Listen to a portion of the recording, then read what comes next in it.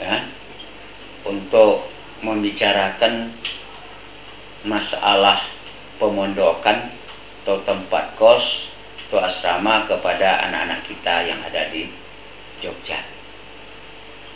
Tanggapan ini Buya terima dengan baik. Maka pada suatu saat barangkala kami dengan Kakanda Rusli Munaf ini ke Sumatera Selatan. Yang waktu itu ya pribadi kami berdua lah, belum diketahui, direstui oleh apakah itu pengurus SAS atau pengurus IPSA. Nah, di Sumatera Selatan kami masuk dari Tanjung Karang, Teluk Betung Tanjung Karang, mengadakan pertemuan-pertemuan dengan SAS di sana. Kemudian kami terus ke Pringsewu, kemudian ke Bandar,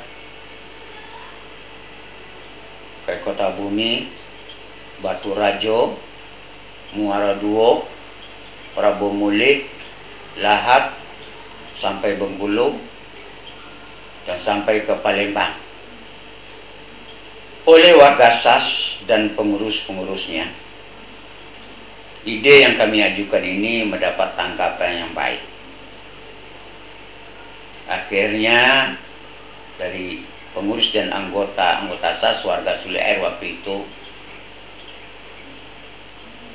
bersedia memberikan bantuan dana untuk asrama tempat tinggal daripada anggota IPSA yang ada di Jogja yang sudah mulai bertambah ramai juga. Dari perjalanan kami ke Sumatera Selatan yang pertama ini, terkumpullah kira-kira dana sekitar 176.000, di mana dana yang sebesar itu pada waktu itu nilainya cukup tinggi, cukup banyak, di luar daripada perkiraan Buya sendiri bisa dapat mengumpulkan dana yang begitu banyak. Kemudian setelah Buya kembali ke Jogja, Buya sampaikanlah masalah ini kepada pengurus SAS dan pengurus IPSA. Maka terjadilah rapat gabungan antara SAS dan IPSA. Ya, karena anggota-anggota IPSA yang sudah mahasiswa itu langsung menjadi anggota SAS. Menanggapi apa yang kami laporkan perjalanan kami ke Sumatera Selatan itu mendapat tanggapan yang cukup meriah. Karena itu perlulah dibentuk suatu panitia untuk memfollow up dana ini digunakan untuk apa. Ya tentu untuk asrama. Asrama ini apakah asrama itu masih rumahnya kita sewa? Karena Buya dulu memperkirakan untuk menyewa rumah, untuk membeli belum terbayang waktu itu karena ya tentu mahal.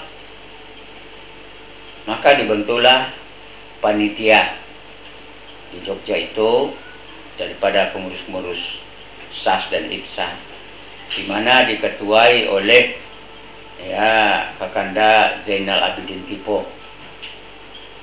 Wakil ketua adalah Kakanda Samsudin Bebe. Sekretaris langsung Buya sendiri. Bendahara atau keuangan Kakanda Barmamimi. Dan dibantu tentu oleh beberapa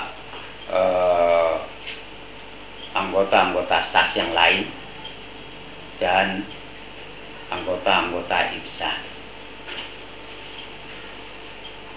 panitia kemudian berusaha mengembangkan kegiatan daripada panitia ini ke Sasolo. Nah, pimpinan Sasolo waktu itu antara lain Kakanda Munir Sultan Keadilan, Kakanda Bakhtiar Sultan Baheram, Datuk Gindorajo,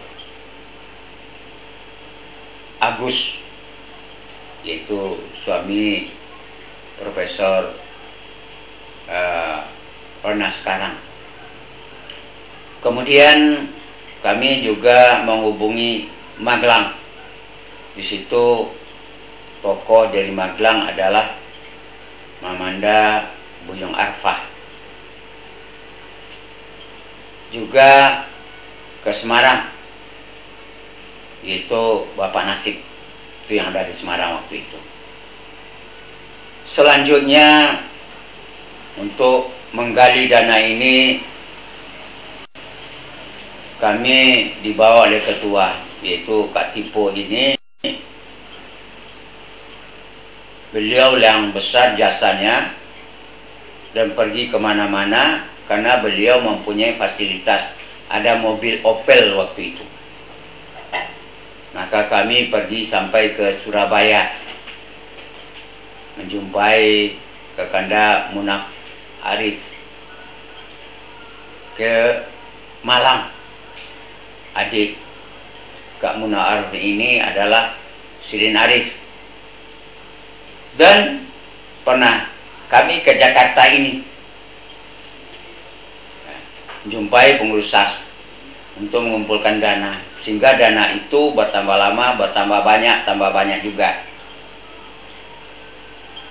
Nah, di dalam kami berjalan ini, tim yang selalu pergi kemana-mana, ya, ke Solo kemarin itu tadi, diantara Kakanda Zainal Abidin Tipo, biasanya kami sering didampingi oleh Kakanda Samsudin atau Barmawi Miin dengan Buya sendiri. Nah, dari Solo biasanya yang mendampingi, yang banyak sekali mendampingi kami adalah Datuk Gindorajo. Dan dari Magelang itu ya Mamanda Buyung Arfah. Ini beliau ini tokoh-tokoh embrional untuk lahirnya Yayasan Gunung Merah. Itu di sekitar tahun 58.